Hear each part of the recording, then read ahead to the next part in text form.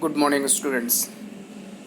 आज इलेक्ट्रिसिटी में जो है हम आपको heating effect of the current इस टॉपिक्स पे डिस्कशन करेंगे। इस टॉपिक पे आपको स्टडी कराएंगे, ठीक है, जो कि आज इस वीडियो का लास्ट टॉपिक्स होगा, ठीक है, हीटिंग इफेक्ट ऑफ करंट। तो चलते हैं आज के टॉपिक्स की ओर।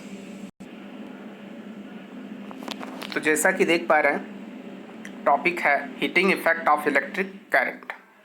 यानी यहाँ पर जो हम आपको स्टडी कराएंगे कि जब करंट पास होती है किसी सर्किट में, ठीक है, तो वहाँ पर कुछ रेजिस्टेंस फ्लो तो होती ही है, ठीक है, रिलीज होती है। इसके साथ साथ कुछ ऐसे भी डिवाइस हैं जिसको करंट के थ्रू जो हीट में कन्वर्ट किया जाता है, ठीक है। यही टॉपिक से आज का heating effect of electric current. तो इसके बारे में स्टडी कराने से पहले हम बताना चाहते हैं कि आप लोग वीडियो को पूरा देखें, ठीक है। तो जैसे यहाँ लिखा हुआ, when electricity pass through a high resistance wire like a nichrome wire, कहा गया है कि इलेक्ट्रिसिटी जब पास करते हैं तो हाई रेजिस्टेंस वायर मिलाने के लिए हमें nichrome wire, resistance wire like a nichrome wire, the resistance wire becomes very hot and produce heat. Nichrome एक ऐसा है, ठीक है, सब्सटेंस है जिससे जब इलेक्ट्रिसिटी पास करते हैं, ठीक है, तो हाई रेजिस्टेंस फॉलो होता है, ठीक है, और हाई रेजिस्टेंस होने के कारण वहाँ पर जो है हीट एनर्जी भी ज़्यादा मात्रा में प्रोड्यूस होती है। This called in the heating effect of current. तो इसी को कहा गया है आपको हीटिंग इफेक्ट ऑफ करंट, ठीक है। यहाँ पर फिगर में देख पा रहे हैं, ये हीटर्स यहाँ पर शो किया गया है, ये रूम हीटर्स है, ठीक है, जिसका इस्तेमाल हम लोग अपने घरों में करते हैं, ठीक है। चलते नेक्स्ट स्लाइड की ओर। तो नेक्स्ट स्लाइड में जेम्स प्रेस्कॉट जूल, ठीक है, इनके बारे में कुछ यहाँ बताया गया है।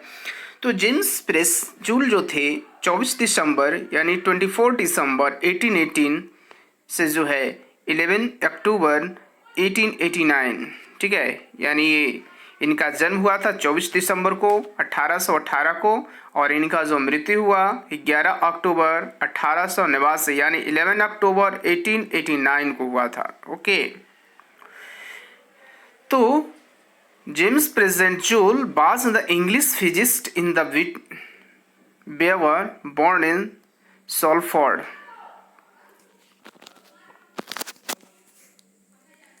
Lancashire. Joule a study in the nature of heat. Joule का जो था, उनका नेचर जो था स्टडी करने पर वह हीट के बारे में ज़्यादा इनका जो ज़्यादा मतलब मन था इनको करने का, and discover its relationship to mechanical work. This led to the law of conversion of energy,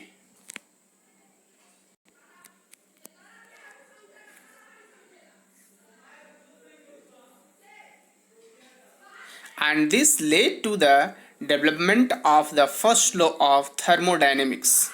तो थर्मोडायमिक्स जो थी, डायनामिक्स जो था, इन पे इनका बहुत अच्छा योगदान रहा था। This the SI derived unit of energy the joule, ठीक है, तो उन्होंने जो है एनर्जी का ऐसा यूनिट क्या रखा था, जूल रखा। Is name of James Joule. He worked with the lord Kelvin to develop in the absolute scale of temperature. Joule also made up observation of magnetostation and found the relationship between the current through a resistor and the heat dissipation, which is now called Joule's first law। तो यहाँ पर देखिए, यहाँ पर इन्होंने एक joules law दिया था, और जूल्स लॉ जो है इम्पोर्टेंट्स आती है एग्जाम के लिए, ठीक है। तो चलते नेक्स्ट स्लाइड में इस जूल्स जो लॉ है उसको हम दिखाना चाहते हैं और बताएंगे। तो जैसा कि इसमें आप देख पा रहे हैं, joules law of heating important questions है, इसे अच्छी तरह से आपको कॉपी में भी नोट कर लेनी चाहिए। Let an electric current I is the follow through in the resistor having resistance equal to R. कहा गया है जब करंट आई फ्लो किया जाता है किसी सर्किट में तो वह हैवी फॉर्म में जो है रेजिस्टर्स आर फ्लो होता है, सॉरी रिलीज होती है। The potential difference through the resistor is equal to V the charge of Q flow through in the circuit from the time t. Thus, work done is the moving of the charge Q of potential difference V and V is equal to VQ. Since this charge Q flow through the circuit for time t, so therefore a power input P to the circuit by power sources VQ upon T जो यहाँ पर show किया गया है, ठीक है। And P is equal to P का जो वैल्यू होती है वी क्यू अपॉन टी होती है जो इक्वेशन 1 में यहाँ शो किया गया है, ठीक है। We know that electric current I is equal to Q upon T और करंट इज इक्वल टू क्या होता है Q अपॉन टी। Q क्या है, चार्जेस है। Thus by the substituting Q upon T is equal to I equation 1 we get. तो I का value जो है आपको इक्वेशन 1 जो दिया हुआ है उसमें आपको पुट करना है, तो P is equal to V I, P is equal to V I equation 2 since the electric energy is supplied for time t thus after multiply both side of equation 2 by time t we get. आपको इसमें क्या करना है कि equation जो आपको यहाँ पर शो किया जा रहा है 2, इस 2 में जो है सॉरी थर्ड जो इक्वेशन दिया हुआ यहाँ है इसमें दोनों side both side multiply of T से क्या करनी है, मल्टीप्लाई करनी है। तो P into T is equal to V I T यानी वी आई टी, तो P I into T is equal to क्या होता है V I T. Thus for a steady current I the heat produce H in the time t is equal to VIT और H is equal to क्या हो गया VIT होती है, ठीक है। Important question H is equal to VIT होती है। According to Ohm's law we know that V is equal to IR और V is equal to Ohm's के अकॉर्डिंग क्या होते हैं IR होती है, ठीक है। तो therefore by substitution V is equal to IR in the equation 4 we get। अब क्या कहा गया है कि जो आपका V is equal to I R Ohm's law के अकॉर्डिंग से ये सब्स्टिट्यूट कर देनी है इक्वेशन नंबर 4 में, ठीक है। तो इक्वेशन नंबर 4 में जब किया गया है तो H is equal to I R into I T is equal to I square R T, ये इक्वेशन नंबर 5 हो जाता है, ओके। तो ये जो था आपका जूल्स लॉ है, ठीक है। जूल्स लॉ ऑफ हीटिंग के लिए किया गया है, ओके, समझ आ गई होगी। नेक्स्ट स्लाइड में चलते हैं। तो यहाँ पर देखिए कुछ पॉइंट दिया हुआ है, ठीक है, जो अभी फार्मूला डेरिव्ड किया गया उसका, यानी the heat produce in the wire directly proportional to square of current. यानी जब किसी सर्किट में जो है वायर में जो है करंट पास करती है तो वहाँ से जो हीट रिलीज होती है वह प्रोपोर्शनल होता है किसका, स्क्वायर ऑफ करंट का। Second point resistor of wire का। And time which current is pass, उसमें टाइम भी होती है। तो H इज इक्वल टू क्या होती है, अभी हमने बताया जस्ट कि H is equal to V I T होती है, H is equal to V I T, ठीक है। तो इस पे डेरिवेशन ये जूल्स लॉ के अकॉर्डिंग उस पे नहीं, ये थर्ड जो इक्वेशन नंबर 5 है उसके अकॉर्डिंग होती है। यानी हीट इज इक्वल टू जो है आई का क्या होती है, स्क्वायर होती है, और आर और टी होती है। यहाँ पर तीनों पॉइंट बता दिया गया। फर्स्ट पॉइंट में जब देख पा रहे हैं तो क्या लिखा है, स्क्वायर ऑफ करंट, करंट का क्या होता है स्क्वायर होते हैं। रजिस्टर ऑफ वायर आर होती है, time for which current is पास, यानी आपको पता चला कि H इज इक्वल टू क्या होती है, sorry H is equal to I square R T होती है। तो ये कहलाता है आपका हीटिंग इफेक्ट ऑफ करंट का जो है, ठीक है, करंट का ये फार्मूला, ये ज़्यादा इस्तेमाल फार्मूला होता है, इसका यूज़ ज़्यादा होता है, इसीलिए इसी के अकॉर्डिंग ये फार्मूला और लो भी बनाया गया है, ठीक है, याद रहेगा। तो चलते हैं नेक्स्ट स्लाइड की ओर। नेक्स्ट स्लाइड में जो है इसमें बताई गई है कि application of heating effect of electric current, यानी ये कैसे काम करती है और इसके एग्जाम्पल्स में यहाँ बताए जाएंगे।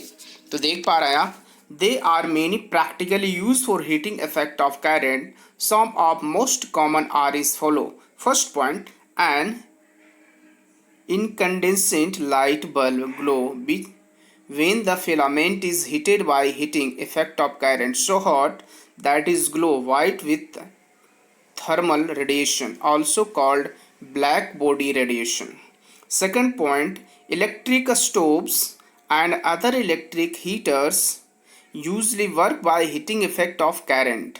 ठीक है, यानी स्टोव हो गया या इलेक्ट्रिक और भी हीटर वगैरह हो गया, वो इसी सिस्टम पे यानी heating effect of current system के अकॉर्डिंग से ग्लो करता है. थर्ड पॉइंट है soldering iron and Curtis heaters are vary after heated by the heating effect of current. Next option number fourth, electric fuse really of the fact that if enough current flow, enough heat will be generated to melt the fuse wire. Next option number fifth, electromagnet cigarettes usually work by heating effect of current vaporize propylene glycol and vegetable glycerin. Option number 6, thermistor and resistance thermometer are resistance whose resistance change when the temperature changes. These are sometimes used in the conjunction with the heating effect of current, also called self-heating in this context. If a large current is running through the non-linear resistor, the resistor's temperature rise and therefore its resistance change. Therefore, these components can be used in the circuit protection role similar to fuse or for feedback in circuits or for many other purposes. In general, self-heating can turn a resistors into the non-linear and aesthetic circuit element. ठीक है, तो आप यहाँ से अच्छी तरह से थोड़ा सा यहाँ पढ़ लीजिएगा. थोड़ी छोटी सी यहाँ पर जो है राइटिंग है, इसलिए थोड़ी सी परेशानी होती है. नेक्स्ट स्लाइड में जो है इलेक्ट्रिक एनर्जी है. ठीक है, तो इलेक्ट्रिक एनर्जी के लिए यहाँ 3 पॉइंट बताया गया है. फर्स्ट पॉइंट है H is equal to I square R T, जो रूल के अकॉर्डिंग जूल्स लॉ के अकॉर्डिंग से है. तो give the rate at which electric energy is despaired of consumed if the electric circuit. This is also termed as the electric power. The power P is given by P is equal to VI or P is equal to I square R या V square upon R होता है. Second point, the SI unit of electric power is watt. Indicate of the symbol W. It is the power consumed by the device that carry 1 ampere of the current which applied to the potential difference of 1 volt. Thus, 1 watt is equal to 1 volt into 1 ampere. Okay. Third point, the unit watt is very small. Therefore, the actually practice we use in the much large unit is called kilowatt. It is equal to 1000 watts. Since electric energy is the produce of the power and time is the unit of electric energy, in therefore watt hour WH. 1 watt hour is the energy consumed when 1 watt of power is used for 1 hour. The commercial unit of electric energy is kilowatt hour kWh, commonly known as unit. 1 kilowatt hour is equal to 1000 watt into 33,600 second या 3.6 into 10 to the power 6 watt second या 3.6 into 10 to the power 6 joule. आप यहाँ पर देख रहे हैं तो 106 आपको शो दिख रहा होगा, लेकिन ये नहीं है. यहाँ लिखा हुआ है 3.6 into 10 to the power 6. ठीक है, ये लिखा हुआ है.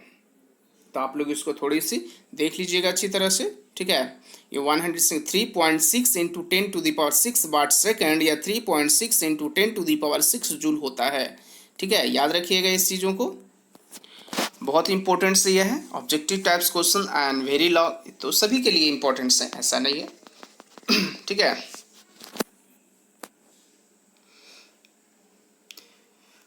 तो आज के वीडियो में बस इतना ही। थैंक्स।